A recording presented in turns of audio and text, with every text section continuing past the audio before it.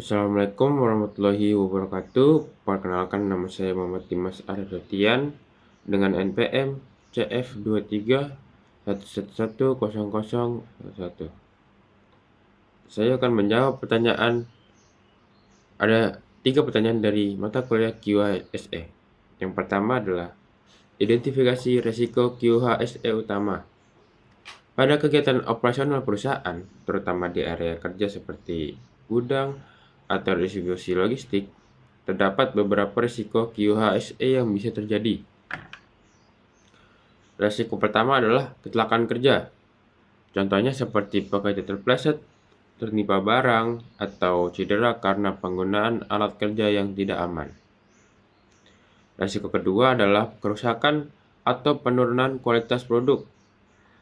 Hal ini bisa terjadi karena penyimpanan barang yang tidak sesuai standar, penanganan yang kurang hati-hati, atau sistem pengecekan yang tidak berjalan dengan baik.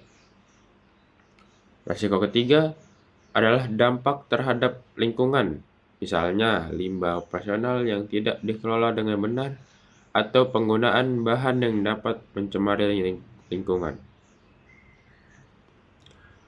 Risiko tersebut penting untuk diperhatikan karena dapat berdampak pada keselamatan pekerja, kualitas produk, dan juga lingkungan sekitar perusahaan. Yang kedua, ada mengaitkan risiko dengan klausul ISO.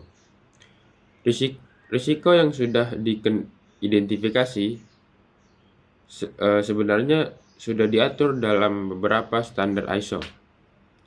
Untuk masalah keselamatan kerja, hal ini berkaitan dengan ISO 45001, khususnya klausul tentang identifikasi bahaya dan pengendalian risiko kerja. Untuk masalah kualitas produk berkaitan dengan ISO 9001, terutama klausul yang mengatur tentang pengendalian kualitas dan proses operasional agar produk tetap sesuai standar.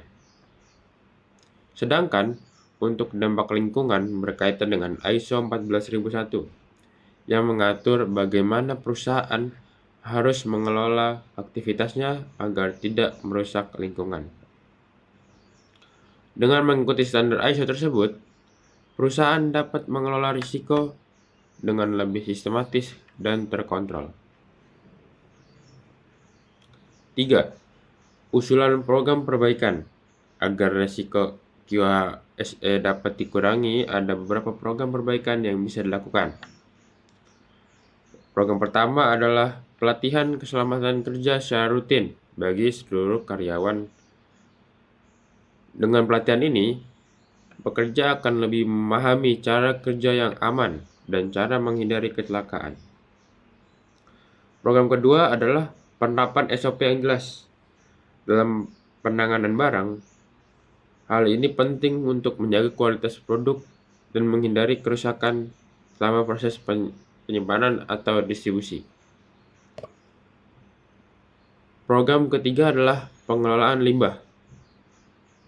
Mengelola limbah yang lebih baik dan ramah lingkungan. Perusahaan perlu memastikan bahwa limbah diproses sesuai standar agar tidak mencemari lingkungan.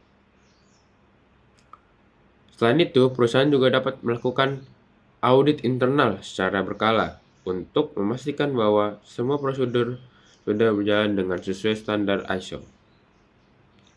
Dengan program perbaikan ini, diharapkan risiko QHSE dapat dikendalikan dengan lebih baik sehingga profesional perusahaan menjadi lebih aman, berkualitas, dan ramah lingkungan.